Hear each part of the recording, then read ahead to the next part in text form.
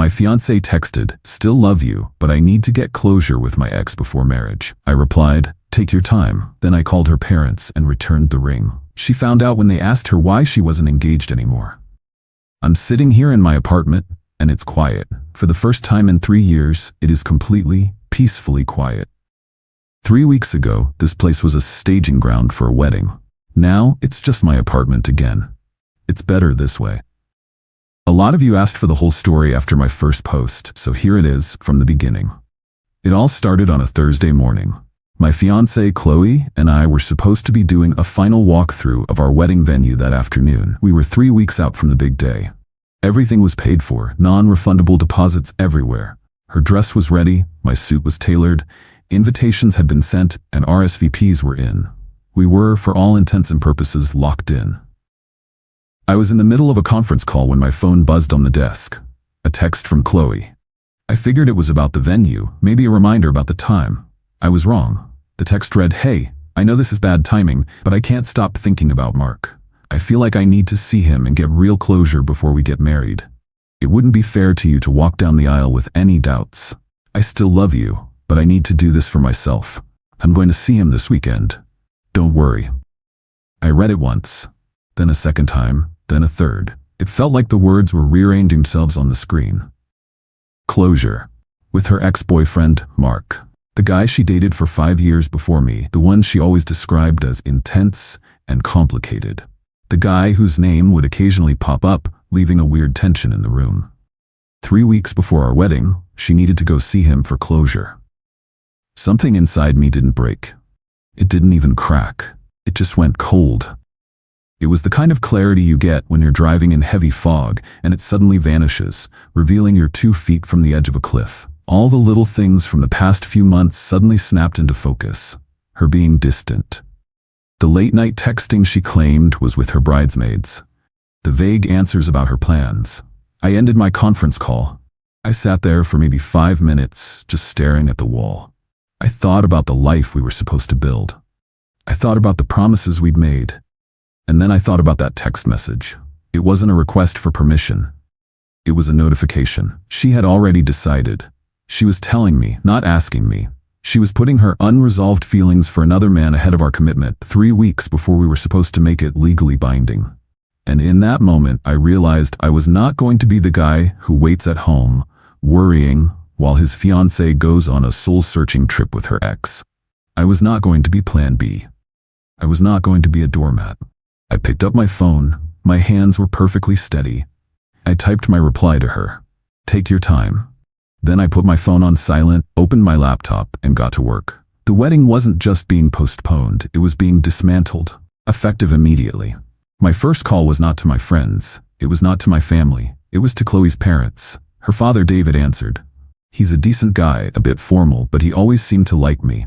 "David, it's Alex," I said, keeping my voice calm and even. "I'm sorry to bother you at work, but something serious has come up regarding the wedding." He immediately sounded concerned, asking if Chloe was okay. "She's fine," I said. "But she has just informed me that she is going to spend this weekend with her ex-boyfriend, Mark, to get closure before our wedding. She feels this is something she needs to do." There was a long silence on the other end of the line. I could hear him breathing. "She what?" "She's gonna see Mark. She said she can't marry me with doubts. I'm not sure what will happen after her trip, but I cannot in good conscience move forward with a wedding under these circumstances. As of this moment, the engagement is off." More silence. I could hear his wife, Sarah, in the background asking what was wrong. I heard him mutter to her, "Chloe went to see Mark."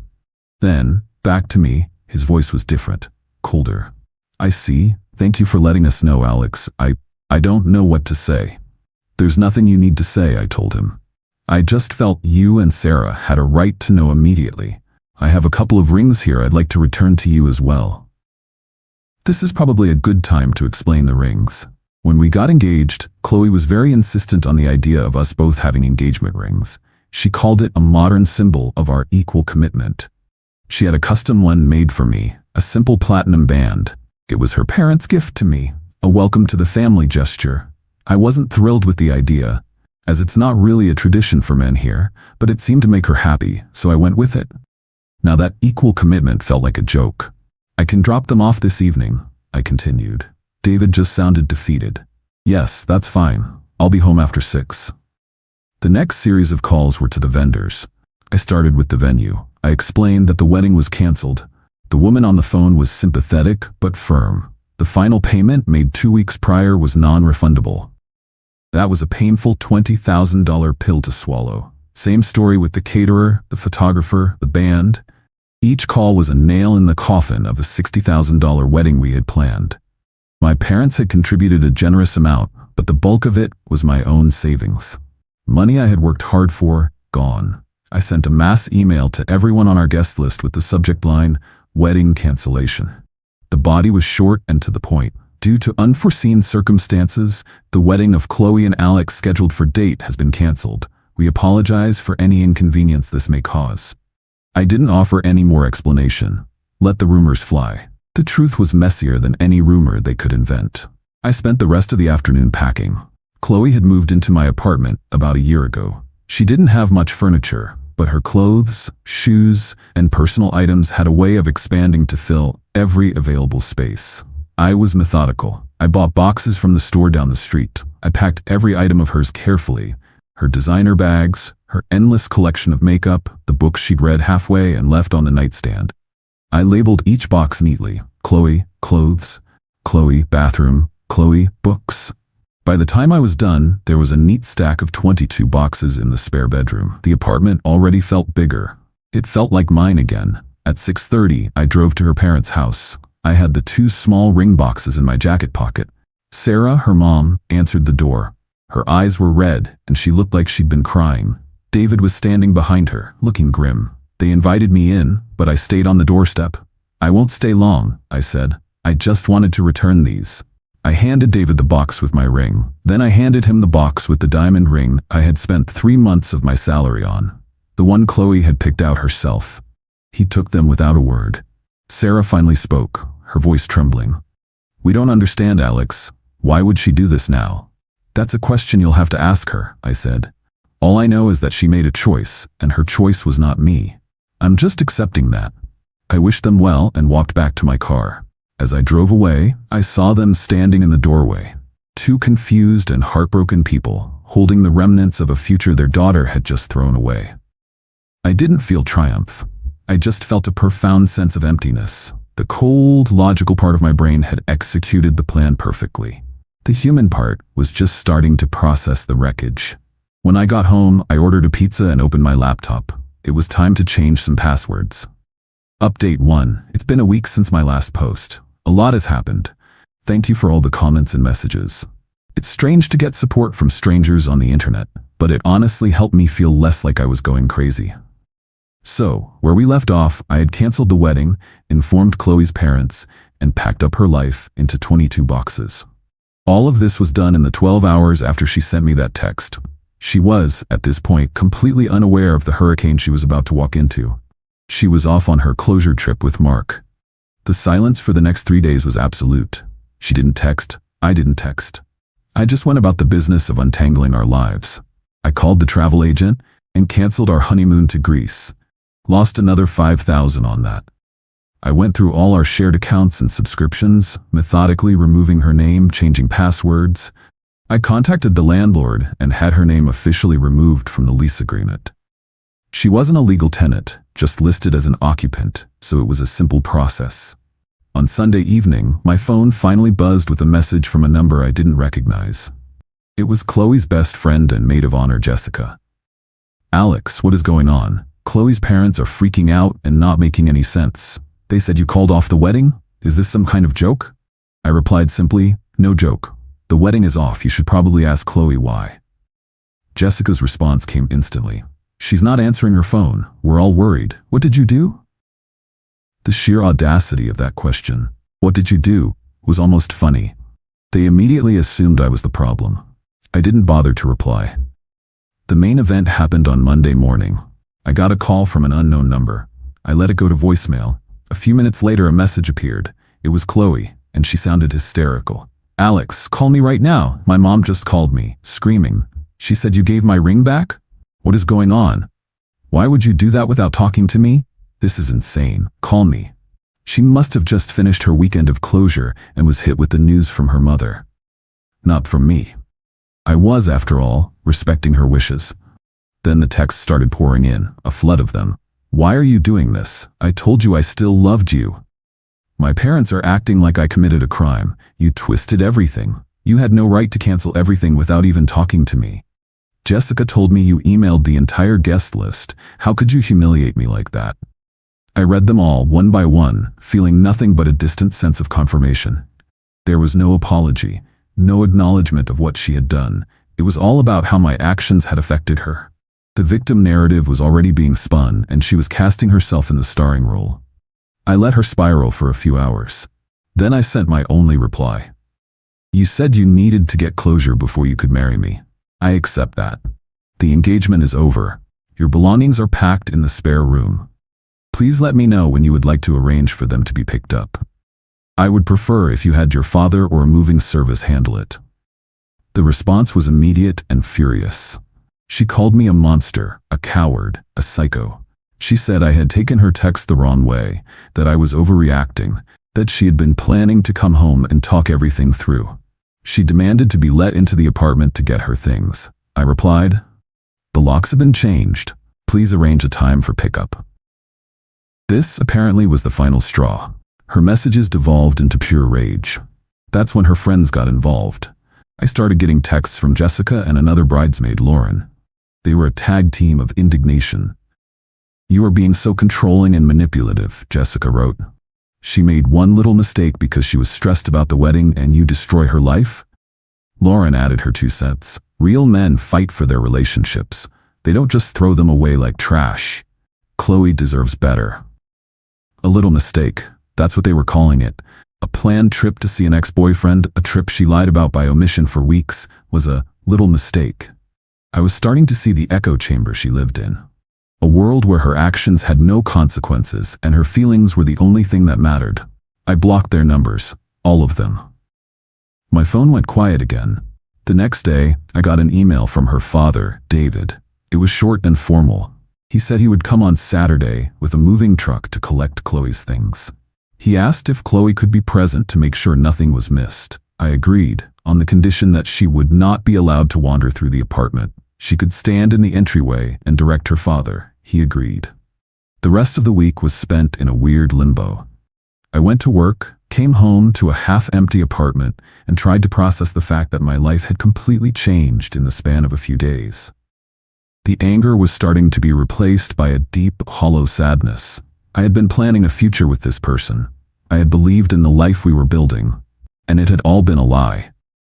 I found out later from a mutual friend who felt guilty for not saying anything sooner that Chloe had been in contact with Marr for months. It wasn't a sudden crisis of doubt. It was a prolonged emotional affair that she had been hiding. The closure trip was supposed to be her final test. She was going to see if the fantasy of getting back with Marr was better than the reality of marrying me. She wanted to have her cake and eat it too. She just never imagined that while she was gone, I would throw the whole cake in the trash. Saturday came. The moving truck pulled up right on time.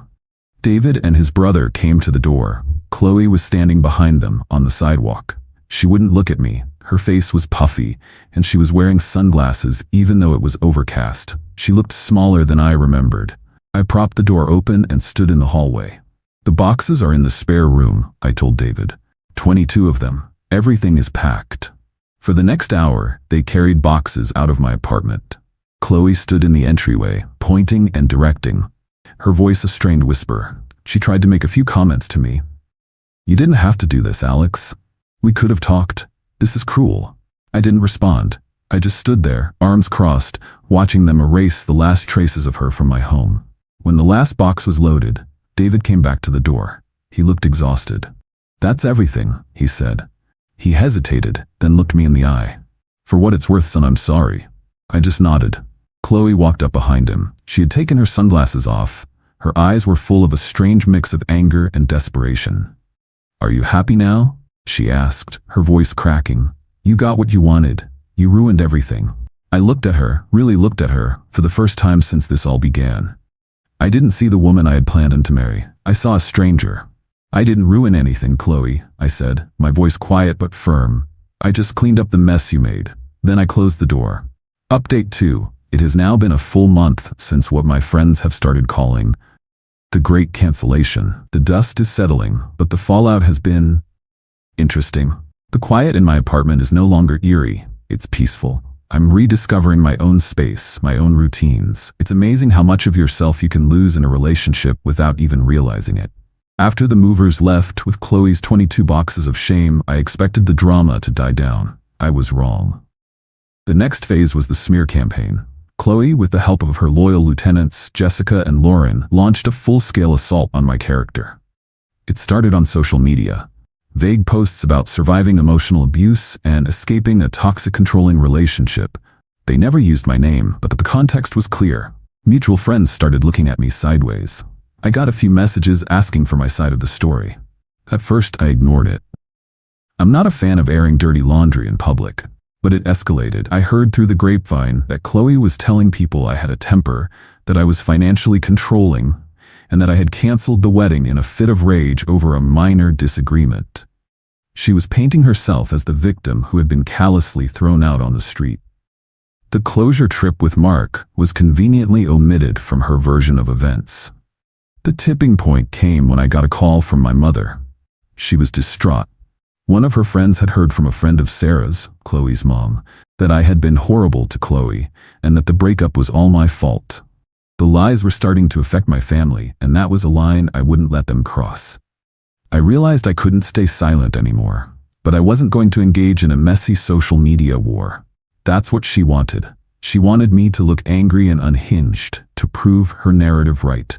My revenge, I decided, would be quiet, precise, and based on one thing she couldn't argue with: her own words.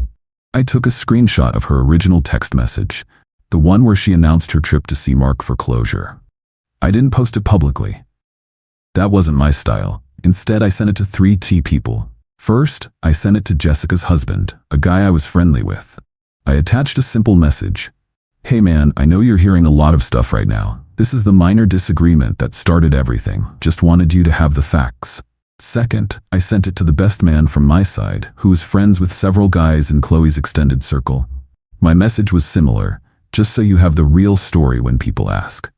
Third, and this was the masterstroke, I sent it to Sarah, Chloe's mother. My message to her was different.